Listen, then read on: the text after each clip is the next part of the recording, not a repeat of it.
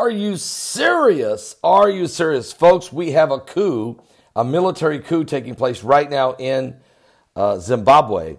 The president of Zimbabwe, Robert Mugabe, who's 93 years old, has been in power 47 years. He has been arrested by the military. He's been confined to his house by soldiers who have surrounded his official and private residence, as well as other government buildings. Sources suggest that his wife, Grace Mugabe, who was being positioned to eventually take over for her husband, has left Zimbabwe for Namibia. She's left to go into exile. The sacked Vice President Emerson Mnangagwa was reported to have returned to Zimbabwe this morning from South Africa, where he fled after being stripped of his office. Now, the president of the neighboring South Africa, Jacob Zuma, the president of South Africa, Jacob Zuma, said he had spoken to President Mugabe and said he was fine, that he was sending special envoys to meet both Zimbabwe's president and its senior army officers for conversations. So South Africa is getting involved right away. The president there, Jacob Zuma, he doesn't want to have a bloody coup take place and then thousands of refugees start flowing out of Zimbabwe into South Africa. So he's sending an envoy over there right now. And the UK, the United Kingdom's government, has warned British nationals that are living there to stay indoors until this situation becomes more clear. The Foreign Secretary, Boris Johnson, has called for restraint. Also, overnight, Zimbabwe Defense Forces seized control of the state broadcaster. The name of that network is ZBC, with their spokesman, Major General S.B. Moyo, screening the statement declaring that they are targeting criminals that are surrounding President Mugabe. And so we have a general, Major General S.B. Moyo, maybe the guy that's leading the coup. Both the statement made it clear the army had acted in response to a purge of the ZANU-PF members, including the vice president, Emerson Mnangagwa, who was sacked by President Mugabe last week.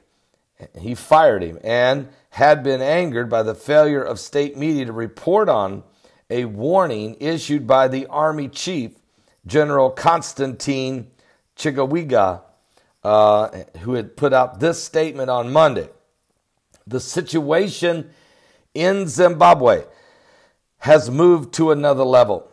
To the members of the Zimbabwe Defense Forces, we all leave is canceled. Nobody's going to be given any time off.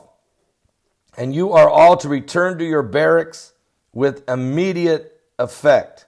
Let it be clear, we intend to address the human security threats in our country.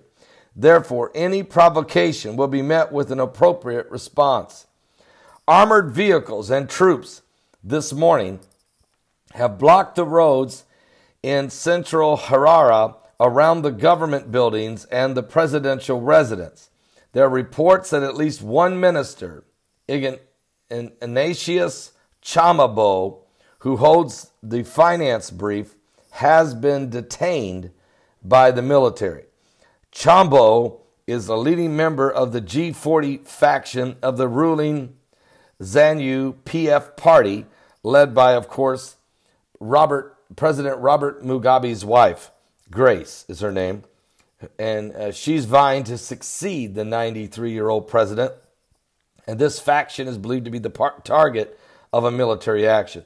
In other words, these military generals who've been loyal to President Mugabe, they don't want his wife to take over. They fear that if she does, she will get rid of many of them. So they're taking over themselves and are going to, and I have a feeling that this general who went on television to let everybody know what they're doing. Who they took over the presidential palace, they took over the parliament or Congress. They took over also the nation's television station. He went on there and gave a speech letting everyone know. He gave a broadcast letting everybody know that the president had been taken out of power, that he was under house arrest, and that this guy's name is Major General S.B. Moyo. All right? So we're going to keep a close eye. Zimbabwe has a very unstable country, very, very unstable currency. The Zimbabwe dollars are just about useless. And if the government collapses, if the general that's taking over doesn't get a hold of this thing like right now and get the support and confirmation from South Africa. It sounds like South Africa's president, he wants to get over there, Jacob Zuma. He wants to say, oh, wait a minute, let's not let this blow up. Okay, so who's in charge? You? All right, great. We're going to surround you, bless you. And Robert, let's not kill the old president. Let's let him leave quietly into exile. Let's send him somewhere where he can be safe, he and his wife, and let's move on.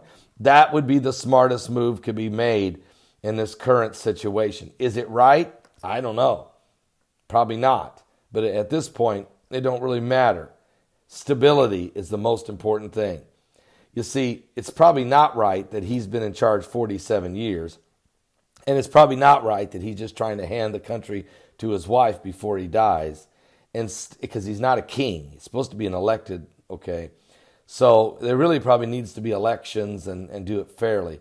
The problem is this country is not stable enough to handle that. And they're barely surviving the way it is. So stability is what needs to be done. So we really need to pray for the people of Zimbabwe. Really, folks, pray. We don't need another war, another civil war, or another coup that's bloody.